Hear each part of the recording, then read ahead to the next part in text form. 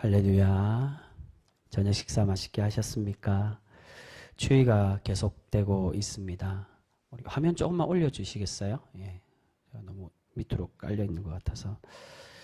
추운 겨울 우리 항상 건강 잘 챙기시고 연말과 새해를 잘 마무리하고 잘 준비하는 우리 은혜 성도 모두가 되실 수 있기를 주님의 이름으로 축복합니다. 오늘부터는 우리 수요 예배 시간에 이 사사기 말씀으로 함께 말씀을 나누고 은혜를 나누도록 하겠습니다. 그런데 오늘 사사기의 이 첫 말씀을 우리가 시작하면서 1장이 아니라 2장으로 이 말씀을 시작하는데, 이 2장으로 시작하는 이유가 우리 1장도 잠깐 설명을 할 겁니다. 이 1장과 2장은 다 내용이 연결되어져 있습니다. 1장과 2장의 핵심의 말씀, 사사기의 시대적 배경을 이야기해 주는 말씀이 사실은 1장보다는 2장에 더 많이, 과연 하나님이 왜 사사를 세우셨느냐, 사사기의 이 말씀으로 통해 우리에게 깨닫기를 원하고 우리에게 주시는 교훈이 뭔지를 이야기해 주는 말씀이 이 2장에 있습니다. 그래서 오늘 이 1장도 잠깐 살펴보겠지만 주로 이 2장의 말씀으로 우리에게 말씀해 주시는 그 은혜의 말씀을 함께 나누도록 하겠습니다. 여러분, 사사기는 여호수아가 죽고 암흑의 시대가 시작되고 있음을 말씀하는 성경이 바로 사사기입니다. 여호수아가 죽고 이스라엘은 하나님의 명령에 따라 가나안을 완전히 정복해야 되는데 어떻게 했다는 겁니까? 그러지 못했다는 겁니다. 그 말씀이 1장의 내용입니다. 처음 정복의 이야기를 유다 지파로 시작을 합니다. 근데 유다 지파의 정복사로 시작하는데, 이 유다 지파로 시작하는 이유는 유다 지파가 모든 지파들의 대표가 되고 가장 유수한 지파임을 우리에게 말씀해 주는 이야기입니다. 그래서 유다 지파로 시작하는데, 근데 이 12지파들의 대표인 유다 지파를 비롯해서 또한 다른 지파들 모두가 이 1장에서 이야기할 때 어떻게 했다는 겁니까? 자신들이 분배받은 땅에 거주하고 있는 가나안 족속들을 온전히 쫓아내지 못했다는 겁니다. 그 내용이 다 1장의 주된 내용입니다. 그들이 정복은 했지만 계속 그들과 다 쫓아내지 못하고, 철병거가 있기 때문에 그들이 무서워서 다 물러치지 못했지만 그들과 함께 더불어 살았다. 그 이야기가 1장에 나옵니다. 그로 인해 생기게 되는 문제들, 하나님의 책망이 바로 이 2장으로 이어지고 있습니다. 우리 그 말씀 2절에서 3절 말씀, 오늘 우리 2장 2절 3절 말씀 같이 읽겠습니다. 시작. 너희는 이 땅의 주민과 언약을 맺지 말며 그들의 제단들을 헐라하였거늘 너희가 내 목소리를 듣지 아니하였으니 어찌하여 그리하였느냐. 그러므로 내가 또 말하기를 내가 그들을 너희 앞에서 쫓아내지 아니하리니 그들이 너희 옆구리의 가시가 될 것이며 그들의 신들이 너희에게 올무가 되리라 하였노라. 1장에서 이스라엘 백성들이 하나님 명령을 따르지 않고 가나안 족속들을 온전히 쫓아내지 못하고 그렇게 그들과 어울려 살았습니다. 그런 모습 때문에 하나님께서 이제 하나님의 사자, 1절에 그 사자에 대한 이야기가 나옵니다. 천사를 보내셔서 책망하시는데, 그 책망의 말씀이 뭐냐? 바로 2절과 3절입니다. 너희들이 쫓아내지 못하는 그 족속들이 너희에게 무엇이 된다고요? 3절에 가시가 되고 올무가 될 것이라고 그렇게 말씀해 주고 있습니다. 그들을 쫓아내었다면 하나님이 너희를 영원히 복된 나라로 만들어 가시고 아브라함에게 약속해 주신 땅으로 그렇게 만들어 가실 건데, 도리어 하나님이 쫓아내라고 명령하신 그들을 쫓아내지 못함으로 그들이 나중에 이제 후반에 그 말씀을 하는 겁니다. 도리어 하나님은 이들을 사용하셔서 출애굽할 때 하나님께서 바로를 하나님의 그 시험의 도구, 심판의 도구로 사용하셨던 것처럼 동일하게 이 족속들을 그렇게 사용하시겠다는 겁니다.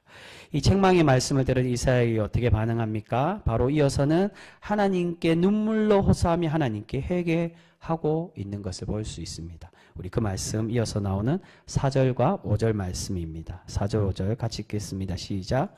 여호와의 사자가 이스라엘 모든 자손에게 이 말씀을 이르매 백성이 소리를 높여 운지라. 그러므로 그것을 이름하여 복임이라 하고 그들이 거기서 여호와께 제사를 드렸더라. 아멘. 이스라엘은 하나님의 이 책망의 말씀에 잘못을 깨닫고 슬피 울며 회개의 제사를 드렸습니다. 그래서 이곳을 복임이라고, 밑에 관주를 보시면 우는 자들이라고, 이곳에서 하나님께 슬피 울며 회개했기 때문에 이것을 복임이라고, 하나님의 회개한 자리라고 그렇게 이름을 붙이며 그것을 기념했습니다. 그런데 여러분, 여기서 이야기하는 이스라엘이 눈물을 흘리고 하나님께 회개하며 제사를 드리는 이 모습이 진정한 회개의 모습이었을까요? 그렇지가 않다는 겁니다. 겉으로는 회개한 것 같지만 눈물을 흘리면서까지 제사를 드리고 하나님께 예배를 드려서 회개의 제사를 드리고 예배를 드렸지만 진정한 회개를 했느냐? 그렇지가 않음을 이어서 우리에게 말씀하고 있습니다. 지금 하나님께서 책망하고 계시니까 잠깐은 하나님 앞에 회개하고 잘못을 뉘우치는 것 같지만 진정한 회개가 아니었음을 우리에게 말씀합니다. 그래서 바로 어떤 일이 일어나고 있습니까? 다시금 하나님을 배반하고 있었다는 것입니다. 여러분, 사사기 초반에 반역하고 다시 회개한 후에 다시 얼마 지나지 않아서 하나님을 배반하는 모습이 바로 이 신앙의 암흑기, 사사시대의 모습을 반영해 주는 이야기라고 할 수 있습니다. 바로 이스라엘의 신앙의 상태가 이러했다.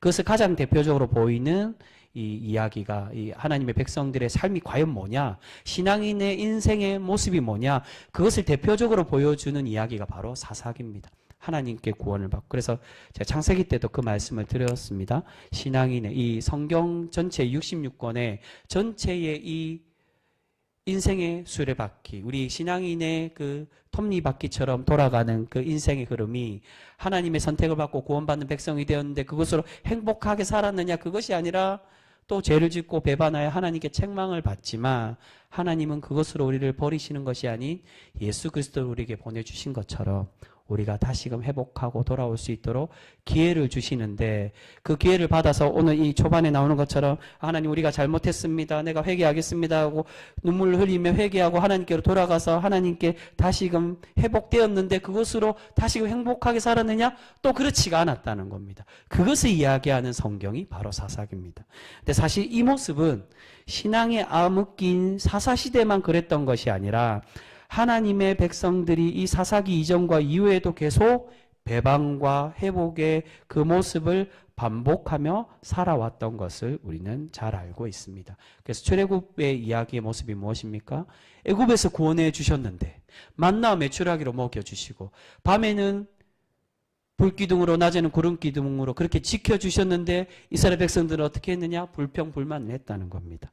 그래서 하나님께 책망을 받고 많은 사람들이 죽고 한 시대가 가고 모든 사람들이 40년의 광야 시대를 통해서 다 죽고 다시금 하나님께서 하나님 말씀에 순종하는 세대로 만드셨는데 가나안에 들어가니까 어떻게 했느냐? 또 똑같이 살았다는 겁니다. 이러한 암흑기의 시작을 지금 사사기는 여호수아의 죽음으로 그렇게 시작되고 있다라고 우리에게 말씀해 주고 있습니다. 우리 그 말씀 7절과 8절 말씀 우리 같이 읽겠습니다.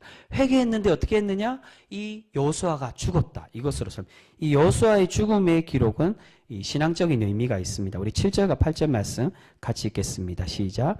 백성이 여호수아가 사는 날 동안과 여호수아 뒤에 생존한 장로들 곧 여호와께서 이스라엘을 위하여 행하신 모든 큰 일을 본 자들이 사는 날 동안에 여호와를 섬겼더라.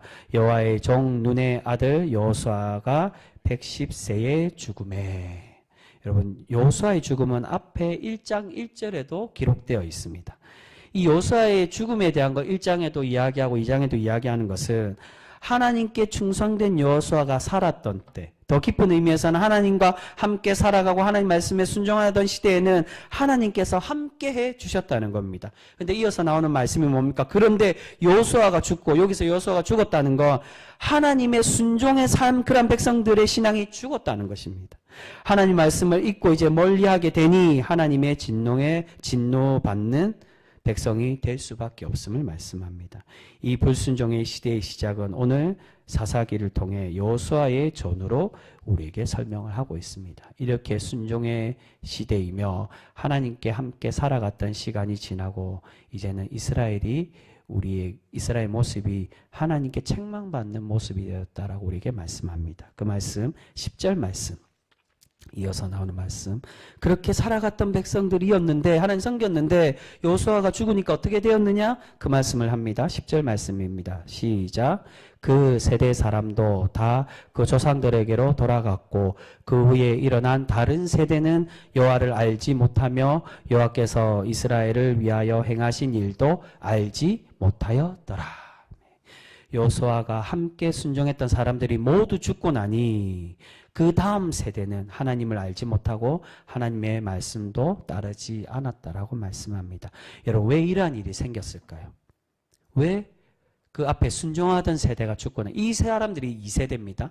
이제 가나안에 들어와서 사사기에 나오는 세대는 이제 3세대 사람들입니다. 2세대와 3세대가 걸쳐 있는 사람들인데 이제 다음 세대가 되니까 왜 하나님을 알지 못하고 하나님의 말씀을 행하지 않은 사람으로 그렇게 살아갑니까? 바로 하나님께서 명령하신 대로 신명기와 또한 하나님의 율법의 토라의 말씀에 명령해 주신 것처럼 하나님의 말씀을 너희 몸에 새기고 이마에 붙이고 팔에 붙여서 또한 마음에 새겨서 항상 기억하고 자녀들에게도 가르쳐서 이 말씀대로 행하라고 지키라고 그렇게 명령하셨는데 이스라엘 백성들은 어떻게 했다는 겁니까? 그 명령에 순종하지 않고 하나님의 말씀을 가르치지 않고 살아갔다는 겁니다. 그래서 그 후세대들, 그 자녀들이 하나님의 말씀을 알지 못하고 하나님이 누구지? 이전에 우리의 조상들이 지켜주셨던 분이라고 그렇게 알고 있는데 우리와 상관 있어라고 하나님과 멀리 살아갔다는 겁니다.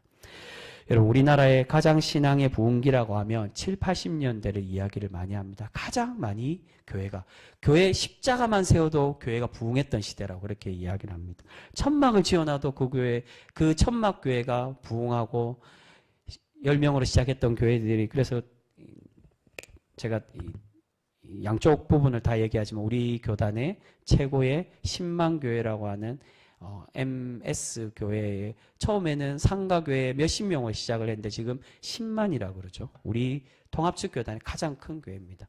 그러니까 부흥했던 시대였습니다. 근데 그 시대에는 왜 부흥을 했느냐? 그 시대는 우리가 의지할 곳이 하나님밖에 없었던 시대입니다. 그래서 신앙의 부모 세대나 그 자녀들 세대도 항상 최우선으로 하나님의 말씀과 기도, 신앙생활을 가장 우선시 여기며 그렇게 살아갔던 시대입니다. 지금 남아있는 교회의 장년 세대, 여러분들이죠. 그리고 현재의 직분자들이 바로 그 시대의 신앙 교육을 받았던 사람들입니다. 그런데 그 시대가 가고 이제 우리의 삶이 풍요해지고 꼭 하나님의 도움 없이도 살아갈 수 있는 시대가 되니까 어떻게 되었다는 겁니까? 우리의 자녀들이 그 신앙의 모습을 받은 지금 인구수도 줄고 출산율도 줄는 것도 있지만 지금 수의 2%라고 얘기하면 젊은 세대의 2%, 10%도 아니라 우리나라의 인구수의 4분의 1에 가깝게 예전에는 진짜 25%인 줄 알았는데 실제로 해보니까 그 등록되어 있는 신자들의 이름이 많아서 실제는 20% 되냐 안 되냐 그 얘기를 합니다. 적어도 20%는 되는데 근데 자녀들의 기독교인 수는 몇 프로냐? 2.5%. 그 중에서 절반은 효도 신앙인. 여러분 그렇게 자녀들에게 하나님의 말씀을 제대로 가르치지도 않고 신앙의 중요성을 교육하지 않으니까 어떻게 되었다는 겁니까? 결국 지금의 이 교회의 모습으로 상황이 만들어질 수밖에 없었다는 겁니다. 우리의 자녀들 세대 중에 교회에 나오는 인구가 급격히 줄고 하나님을 의지하지 않고 하나님을 신뢰하지 않고 있는 것을 보게 됩니다. 이러한 신앙교육의 부재로 인한 결과가 바로 이 이스라엘도 동일하게 그 불행의 길을 가고 있었다는 겁니다. 하나님을 알지 못하니 하나님을 가르치지 않고 이제 가나안에 들어가서 정착을 하고 땅을 얻으니까 다 되었다고 다 이루었다고 전에 출애굽기 말씀하면서 그 말씀 드렸습니다. 출애굽하고 복지 하나님의 복지 가나안으로 들어가는 것 하나님의 믿음의 백성들이 하나님의 나라를 가는 그 신앙의 구원의 여정을 상징적으로 표현하는 것이 출애굽 여정이라고 말씀드렸습니다. 근데 그 가나안 땅에 다 이루어온 거냐? 사실은 그 땅에 들어갔다고 그것이 다 하나님의 나라라고 이야기하는 게 아닙니다. 우리가 교회에 들어왔다고 해서 다 구원을 이루고 이 교회가 하나님의 나라와 같은 그런 공동체냐? 그렇지 않다는 것을 우리가 잘 알고 있습니다. 우리가 구원의 백성이 되기 위하여 교회에 나왔지만 여전히 주님 오시는 그날까지 재림하시는 그날까지 주님의 복음을 향해 말씀을 향해 달려가고 열심히 살아가야 됩니다. 그러한 하나님을 기쁘시게 하는 삶으로 살아갈 때 진정한 성령이 우리를 거듭나게 하시는 신앙인의 삶으로 살아갈 수 있게 되어진다는 것입니다. 그런데 우리가 그 인생의 구원의 여정 속에 많은 것을 얻고 이스라엘 백성들이 가나안에 들어가서 정착했던 이 모습에 만족했던 것처럼 우리 또한 이스라엘 백성들이 그 땅을 얻고 나니 했던 모습이 무엇이라는 겁니까? 다 이루었으니 이제 하나님이 필요 없다고. 결국 이스라엘이 말씀을 가르치지도 않고 가나안 족속들과 어울려 살아가다 보니까 어떻게 되었습니까? 하나님이 염려하신 대로 그들의 이 가나안의 가증한 모습을 본받고 그들을 쫓아 살아가고 있는 것을 보게 됩니다. 그 말씀이 이어서 나오는 11절과 12절 말씀입니다. 11절과 12절 말씀 같이 읽겠습니다. 시작. 이스라엘 자손이 여호와의 목전에 악을 행하여 바알들을 섬기며 애굽 땅에서 그들을 인도하여 내신 그들의 조상들의 하나님 여호와를 버리고 다른 신들 곧 그들의 주위에 있는 백성의 신들을 따라 그들에게 절하여 여호와를 진노하게 하였으되. 이러한 제약된 모습 때문에 하나님은 3절의 말씀처럼 이들이 가시가 될 것이고 너희들에게 올무가 되어서 이스라엘을 괴롭게 하는 존재로 심판하시겠다라고 말씀하고 있습니다. 자녀들에게 하나님의 말씀을 가르치지 않고 하나님을 잊어버리게 하고 하나님을 잊고 사니까 그들을 쫓아가 살아가고 그들에게 음탕한 모습과 음행한 모습과 그러한 우상숭배와 그들과 함께 살아가고 하나님을 멀리하니 결국 심판받는 백성이 될 수밖에 없음을 우리에게 말씀합니다. 그런데 우리의 은혜로우신 하나님께서 이렇게 책망하심으로 이스라엘이 영원히 버리시겠다라고 말씀합니까? 그렇지가 않고 다시금 이스라엘을 불러주시고 그들을 붙들어 주셔서 그들이 회복하고 돌아올 수 있는 기회를 허락해 주고 계십니다. 그 은혜의 상징, 우리와 하나님 사이를 이어주는 하나님의 본 모습을 이야기하는 것이 바로 사사라고 그렇게 이야기를 합니다. 우리 그 말씀 18절과 19절 말씀 우리 같이 읽겠습니다. 18절에서 19절 같이 읽습니다. 시작. 여호와께서 그들을 위하여 사사들을 세우실 때에는 그 사사와 함께 하셨고 그 사사가 사는 날 동안에는 여호와께서 그들을 대적의 손에서 구원하셨으니 이는 그들이 대적에게 압박과 괴롭게 함을 받아 슬피 부르짖음으로 여호와께서 뜻을 돌이켰음이었고 이거늘 그 사사가 죽은 후에는 그들이 돌이켜 그들의 조상들보다 더욱 타락하여 다른 신들을 따라 섬기며 그들에게 절하고 그들의 행위와 패역한 길을 그치지 아니하였으므로. 아멘. 무슨 말입니까?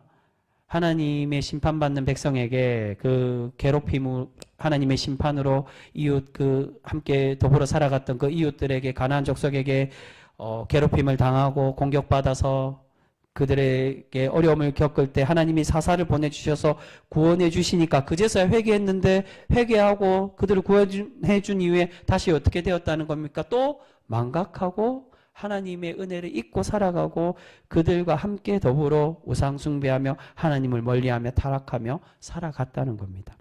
여러분 이스라엘은 하나님께서 사사를 보내주셔도 처음에는 순종하지 않았습니다. 그것이 직전에 나오는 17절, 16절 말씀입니다.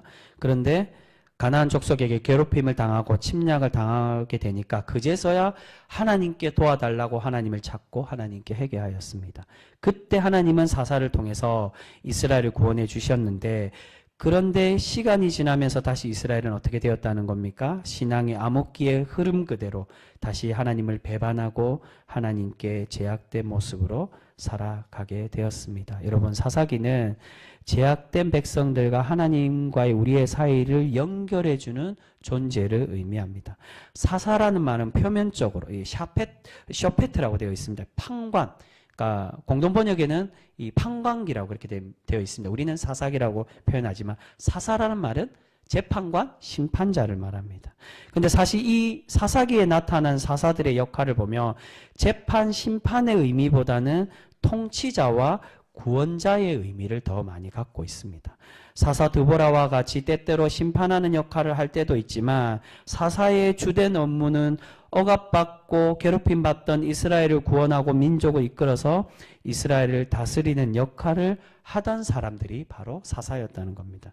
그렇다면 도대체 하나님이 이 사사시대의 이 사사들을 통해서 말씀하시고자 하는 그 의미가 뭐냐? 그것이 바로 사사기의 핵심에 나오는 주제의 말씀에 우리가 오늘 이 사사와 그리고 주제의 말씀으로 하나님은 과연 이 사사기를 통해 우리에게 원하시고 우리에게 말씀하시고자 하는 것이 무엇인지를 말씀해 주고 계신다는 것입니다. 그 말씀이 주일날 우리가 나누었던 17장 6절 말씀인데 이게 가장 끝에도 나옵니다. 우리 찾기 쉽게 우리 가장 마지막 절 말씀 같이 한번 볼까요? 화면으로는 준비되어 있지 않습니다. 21장 25절. 사사기 가장 마지막 장 마지막 절 말씀입니다. 이게 17장 6절 우리 주일날 읽은 말씀과 거의 똑같습니다. 같은 말씀입니다. 사사기 제일 마지막 21장 25절 말씀 찾으셨습니까? 우리 같이 한번 읽어볼까요? 같이 읽습니다. 시작. 그때에 이스라엘에 왕이 없으므로 사람이 각기 자기의 소견에 옳은 대로 행하였더라. 아멘. 이게 17장 6절의 중간에 한 번 더 나옵니다. 17장 6절에 나오기 시작하는 건 마지막 그 사사기에 나오는 마지막 사사입니다. 사사 12번째 사사 삼손이 죽고 난 이후에 하나님께서 이 사사기를 통해 평가하는 이스라엘 모습이 바로 이러한 모습이라.